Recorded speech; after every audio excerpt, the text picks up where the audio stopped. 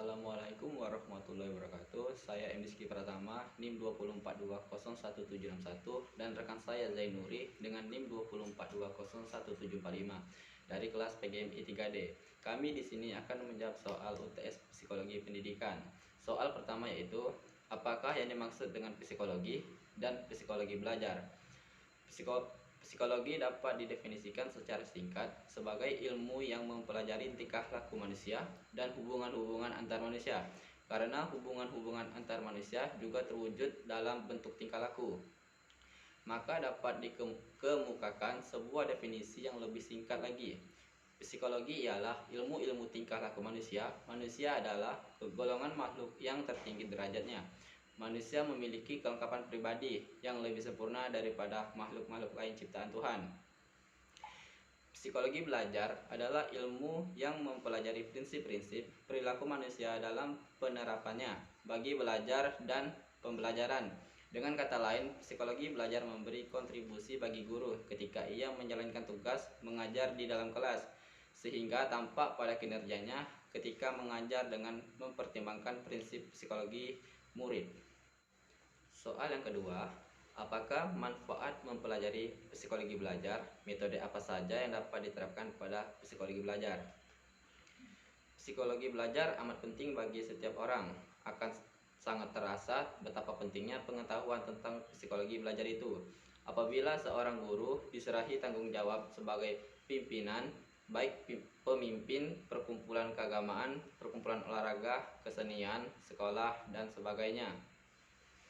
Metode merupakan sarana penting lahirnya suatu teori. Metode mempengaruhi ilmiah, tidaknya ilmu pengetahuan. Seperti ilmu-ilmu lain, psikologi belajar juga menggunakan metode tertentu untuk melahirkan teori. Beberapa literatur psikologi menuliskan bahwa metode yang digunakan dalam psikologi belajar tersebut adalah: 1. Metode introspeksi, 2. Metode ekstrospeksi, 3. Kuestionare, 4. Interview, 5. Biografi, 6. Metode klinis, 7. Metode eksperimen, 8. Metode testing. Soal yang ketiga, mengapa perkembangan dan belajar tidak dapat dipisahkan? Karena dalam suatu proses belajar harus ada perkembangan dari seorang murid dan begitu juga sebaliknya. Untuk mencapai perkembangan harus ada suatu proses belajar. Soal yang keempat, apa pengertian belajar dan ciri-cirinya? Pengertian belajar adalah suatu proses atau upaya yang dilakukan setiap individu untuk mendapatkan perubahan tingkah laku, baik dalam bentuk pengetahuan, keterampilan, sikap, dan nilai positif sebagai suatu pengalaman dari berbagai materi yang telah dipelajari. Dan ciri-ciri belajar adalah: 1.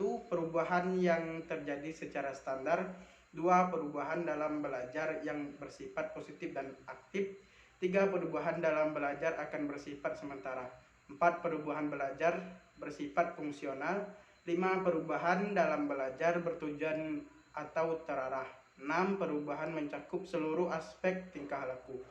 Soal yang kelima, pada pembelajaran tema cita-citaku kelas 4 Madrasah Ibtidaiyah, aktivitas apa saja yang dapat dilakukan oleh siswa untuk belajar tema tersebut? Usaha apa saja yang dapat dilakukan siswa supaya efisien belajarnya? Yaitu dengan cara menyuruh para siswa untuk menanyakan cita-cita yang ingin dicapai, setelah itu menanyakan alasan kenapa ia memilih cita-cita tersebut, dan kita sebagai guru selalu memberi support dan motivasi para siswa yang ingin mencapai cita-citanya. Mungkin hanya ini yang dapat kami jawab. Kami akhiri. Wassalamualaikum warahmatullahi wabarakatuh.